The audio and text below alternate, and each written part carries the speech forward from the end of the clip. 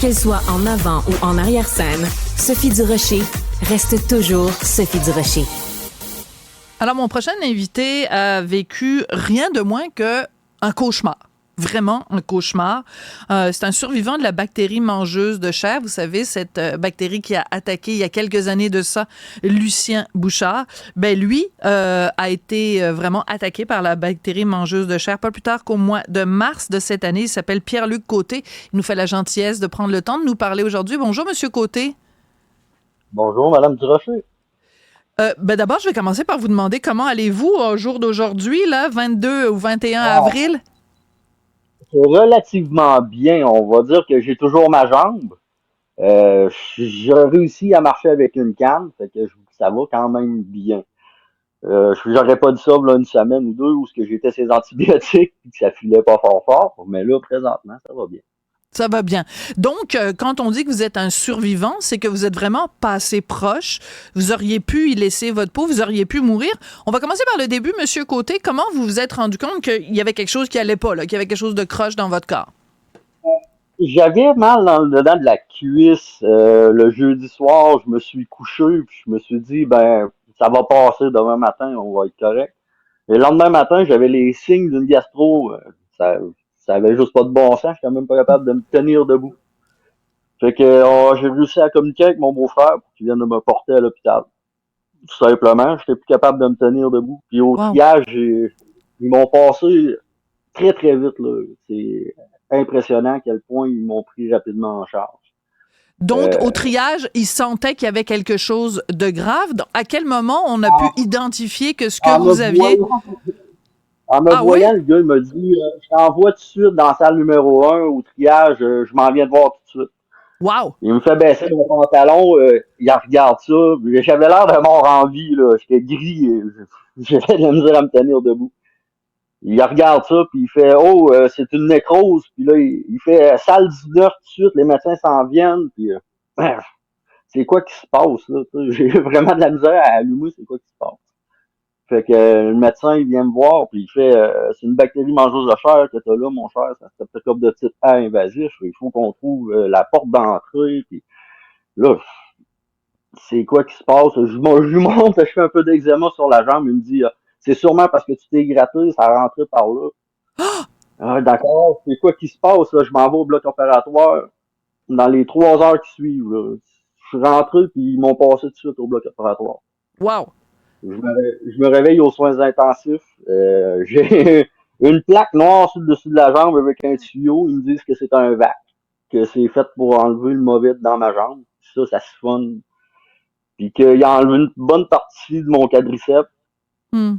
Puis que j'ai une bonne plaque de chair de partie sur le dessus de la jambe. Donc, Comment vous réagissez, Monsieur Côté, quand vous apprenez ça, en vous je réveillant réalise que pas. vous Je réalisez réalise pas? pas. Non, je réalise vraiment pas. Moi, la seule affaire que j'ai dans ma tête, c'est une bactérie mangeuse de chair. Au pire, ils me couperont la jambe. C'est la seule chose que je peux me dire, c'est qu'ils me couperont la jambe. Donc là, Oh. finalement, c'est un tout petit peu un moindre mal dans le sens que vous pensiez perdre votre jambe. Donc, ben, c'est une grande partie quand même de votre jambe qui a disparu. Et là, pendant les heures qui suivent, si je comprends bien, là, vous ne savez pas si la bactérie va se propager. Donc, pendant 8 heures, vous êtes vraiment en train de vivre un cauchemar. Racontez-nous un peu comment ça s'est passé.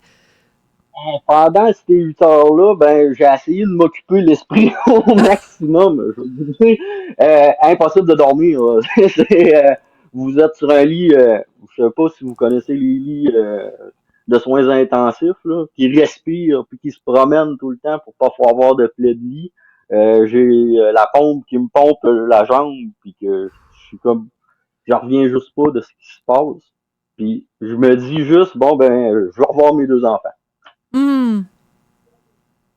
C'est c'est la seule chose à laquelle je pensais.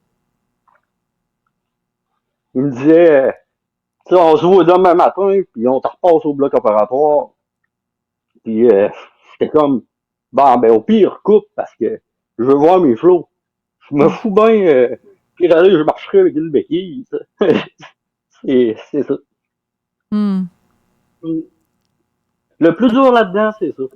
C'est de savoir que t'as deux petits gars à la maison puis que toi, t'es impuissant devant ce qui se passe. Je comprends. Ils ont quel âge, vos enfants, Monsieur Côté?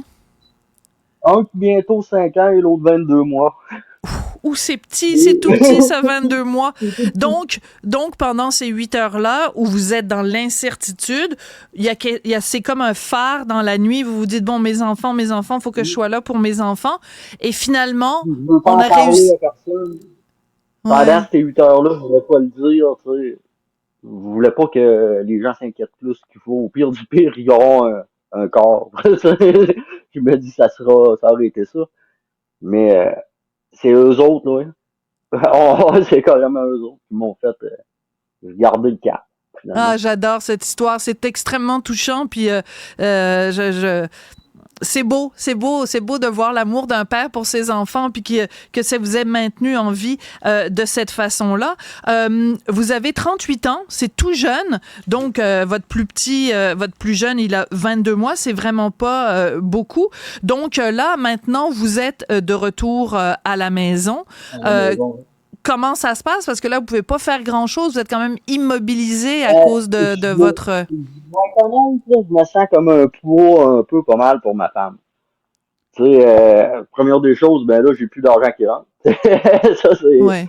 c'est une des grosses affaires.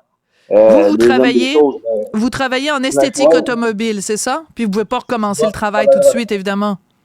Bon, je suis travailleur autonome, donc j'avais pas pris d'assurance comme un beau tata, fait que je me suis retrouvé, ben là, j'ai le nez à l'eau un peu. Ouais. Je vis sur les économies que j'avais. Mes enfants, ben, c'est que je suis un gars qui s'occupe beaucoup de mes enfants, les repas, les lavages, je joue beaucoup avec eux autres, là, ben, je suis même plus capable de prendre le tout petit. Mm. Et c'est un peu trop dur sur moi, il n'y a pas de position pour l'installer, je suis ouvert du bas du genou jusqu'en haut de la hanche. Ouais. Fait que, il n'y a pas de position, je peux pas le mettre sur moi. Je comprends. C'est un petit peu compliqué, et c'est ça. Le petit jeune, lui, il comprend pas. Mm. Papa, il me prend pas. Papa, ça, Oh. c'est dur un peu. Ouais, je comprends. Mais il y a une chose qui me frappe, Monsieur Côté. Premièrement, ce qui me frappe, c'est évidemment votre courage face à l'adversité. Mais ce qui me frappe aussi, c'est que vous êtes un homme souriant. On voit une photo là de vos deux petits. Vous arrivez quand même à garder le sourire. Qu'est-ce qui fait en sorte que vous arriviez à garder le sourire puis à garder quand même une attitude positive à travers tout ça? C'est que on en regarde le pire tout le temps au début. Puis je me suis mis au pire du pire. Qu'est-ce qui pouvait arriver, c'était que je ressorte de l'hôpital dans une boîte. Et je me disais, ben regarde, c'est encore pas pire. Si t'es debout encore, là. Fait que tu vas être là pour tes gars, tu vas être là pour ta femme, tu vas être capable de continuer. Tu sais, c'est juste un petit obstacle, là. La vie est remplie de problèmes, tu sais. Je peux passer par-dessus ça. C'est un message important que vous livrez aujourd'hui, Monsieur Côté. Puis l'autre message, évidemment, c'est que c'est important d'aller consulter dès qu'on se sent pas bien, parce que si vous aviez minimisé ça en disant, bah, c'est juste une gastro, ben vous seriez peut-être pas là aujourd'hui pour me parler. 4 heures de plus, je perdais la jambe. 8 heures de plus, sûrement la vie. Incroyable. Merci beaucoup, Monsieur Côté. Puis vraiment bon courage. Et puis, ben écoutez, la vie vous a envoyé cet obstacle-là, mais je vois que vous gardez quand même un esprit positif. Alors, ben écoutez, bon courage à vous et à votre famille. Et vous avez 2 enfants absolument craquants. Donc, je comprends tout à fait que ce soit ça qui vous ait donné le goût de continuer puis de vous accrocher. Merci beaucoup d'être venu nous parler aujourd'hui. Pierre-Luc Côté, survivant de la bactérie mangeuse de chair. Merci beaucoup. Merci.